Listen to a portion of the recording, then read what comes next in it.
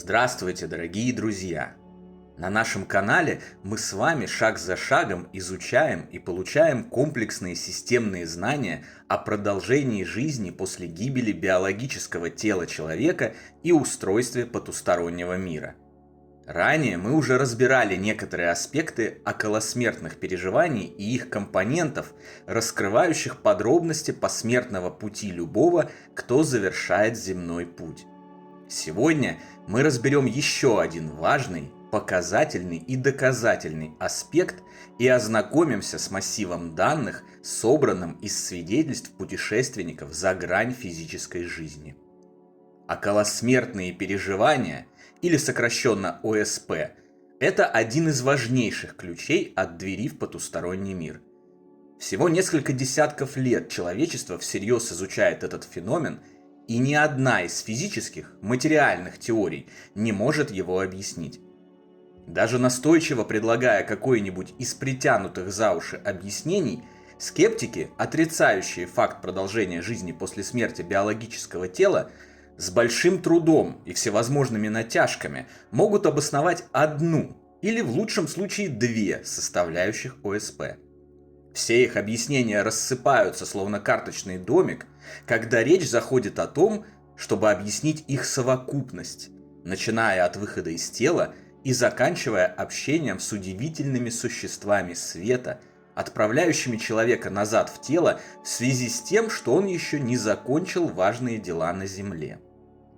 Одним из самых впечатляющих явлений, связанных с ОСП, является так называемый просмотр многомерного фильма о жизни.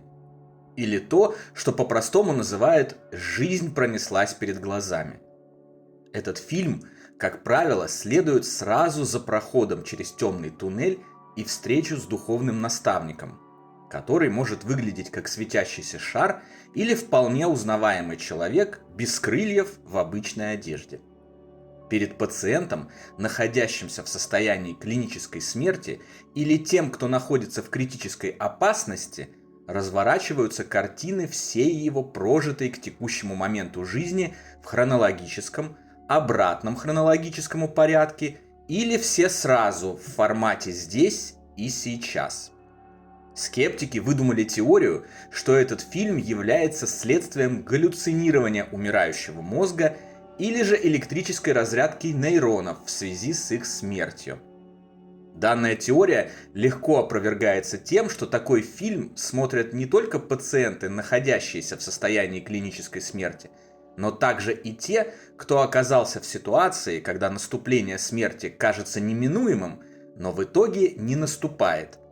Например, попавшие в авто- или авиакатастрофы, люди, падающие с большой высоты, утопающие, ударенные током и так далее. Опасность может миновать, а человек, оказавшийся в ней, не получает вообще никаких повреждений.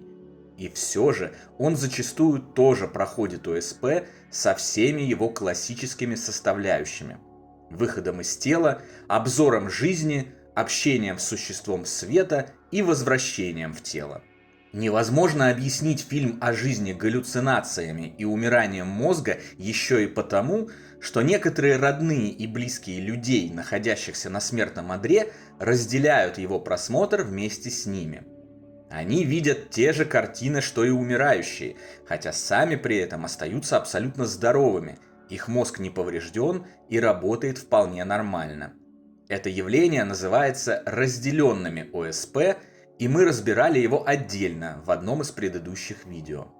Для получения комплексных, системных знаний о жизни после смерти и устройстве потустороннего мира, а также обретении уверенности в выживании всех без исключения людей после телесной смерти, мы рекомендуем не ограничиваться одним или двумя видео, а смотреть весь наш бесплатный и свободно распространяемый курс от начала и до самого конца. А сейчас вернемся к теме лекции. Итак, отмахивающиеся от уже неоднократно доказанного факта выживания личности после смерти физического тела скептики не желают полноценно изучить собранную информацию и материал исследований, поэтому не обладают корректными сведениями. Они строят свои суждения лишь на фрагментах целой картины и собственных домыслах, обычно безнадежно устаревших. Видные ученые, авторитетно заявляющие, что жизнь после жизни не может существовать, также не являются компетентным источником знаний, ввиду того, что любой из них представляет совершенно другую область науки. К примеру, смешно слышать, как какой-нибудь математик, пусть и знаменитый, уверенно рассказывает, что личность не может пережить смерть физического тела, потому что в природе якобы отсутствуют физические явления, способные обеспечить этот процесс.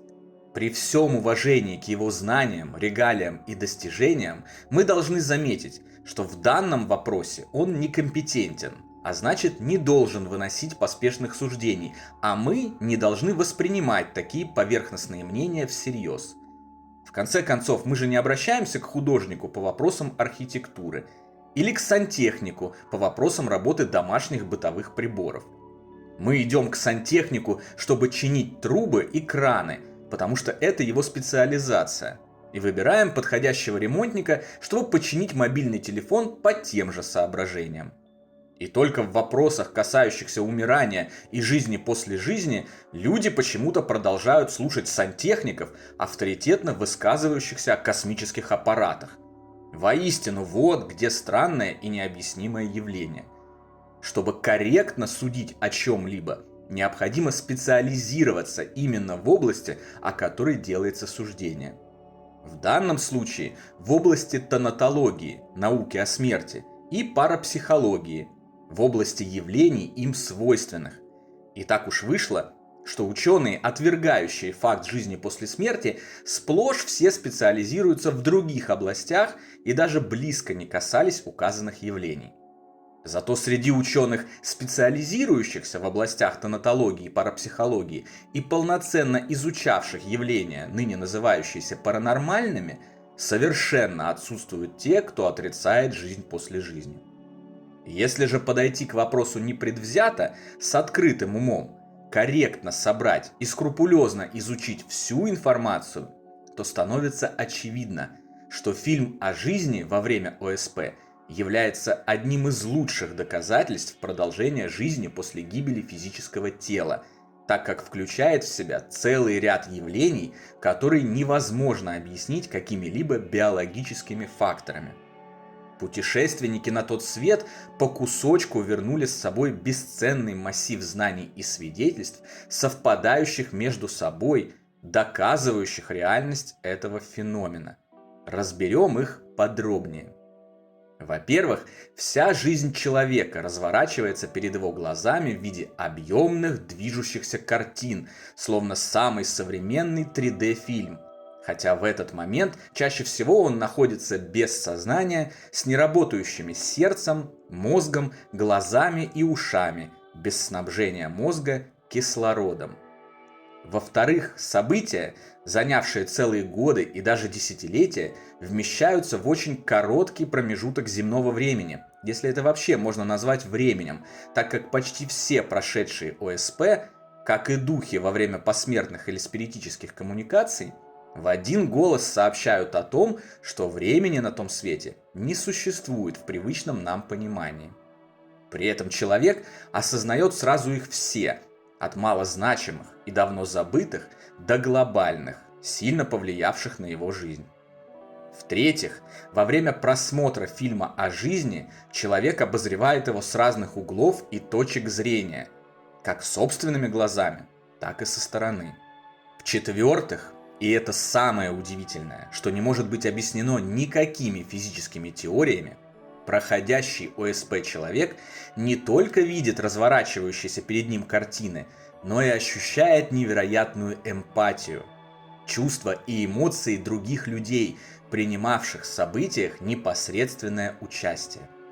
Те, кто в детстве избивал слабых, встают на их место и ощущают всю боль обиды и несправедливости.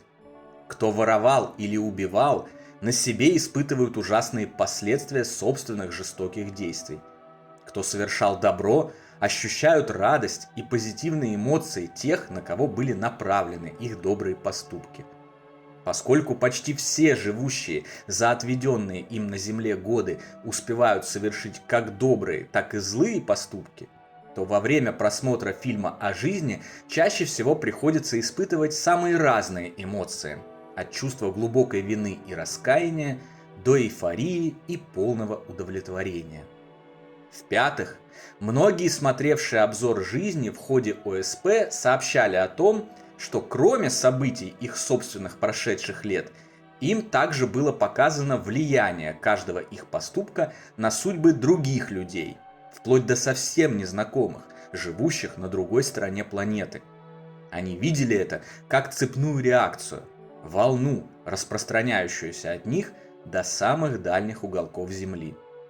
Так, едва ли что-то значащее грубое слово, неаккуратно брошенное случайному встречному, приводило к глобальным последствиям и изменениям в его жизни. И даже невысказанные вслух мысли порой обладали серьезными последствиями. Каждый наш поступок, каждое слово и каждая мысль – это камень, брошенный в воду, который создает далеко расходящиеся вокруг него круги. В-шестых, зачастую обзор жизни происходит не в одиночку, а вместе с существом света, активно его комментирующим. Примечательно, что его комментарии могут быть разными – одобрительными, поучительными и даже наполненными юмором и приколами, но никогда осуждением и жестокой критикой. Существо света проецирует всепоглощающую, безусловную любовь и объясняет, что несмотря даже на самые ужасные поступки, человек любим, храним и прощен, если только он сам того искренне желает. В замечательной книге «Я пережил клиническую смерть» ее автор Штефан фон Янкович, разбившийся в страшной автокатастрофе и испытавший глубокое ОСП, рассказывает, что в ходе фильма о жизни все плохие поступки анализируются, а затем стираются. Остаются только хорошие поступки, знания, опыт, добро и любовь, принесенные с собой из физической жизни. Исходя из сказанного, становится очевидно, что этот так называемый фильм о жизни – это и есть тот самый страшный суд, о котором говорят служители традиционных религий. По сути, они говорят о реальных вещах, но интерпретируют это в угоду своим целям и базе их религии. Разница реальности с их позицией и интерпретацией состоит лишь в том, что нет никакого общего божественного суда всех без исключения умерших с их последующим направлением в ад или воскрешением в бывших телах. На самом деле, каждый из нас персонально воскресает после биологической смерти, если вы, конечно, правильно понимаете этот термин. Это показал и доказал лично всем известный Иисус Христос, о котором мы еще поговорим отдельно. Во-вторых, прожившего земную жизнь и представшего перед судом человека никто вообще не судит и не наказывает. Он сам, а вернее его душа, его высшее «я» становится для себя самым строгим судьей, поскольку к моменту просмотра фильма она уже лишена влияния человеческого эго и изначально, будучи светлой и доброй, прекрасно видит истинную цену поступкам, совершенным на земле. Результаты просмотра фильма о жизни выражаются в подведении итога пребывания на Земле, проставлении себе оценки в своеобразной зачетке воплощения и дальнейшего размещения на постоянное место жительства в определенной сфере духовного мира, которая соответствует состоянию души, уровню ее развития и подведенному ей же итогу ее последнего воплощения. Сфере приятной, красивой, благополучной или не очень. Назовите это раем и адом, если в данный момент для вашего понимания так удобнее. В целом, именно такое положение вещей усматривается из обобщения информации, накопленной человечеством за тысячи лет изучения тех или иных феноменов, связанных с умиранием бренного человеческого тела и околосмертных переживаний с их фильмом о прожитой жизни в частности. На сегодня все, дорогие друзья. До новой встречи на следующей лекции о жизни послезавтра, здесь же, на нашем канале. Всего вам самого лучшего. прекрасного и замечательного.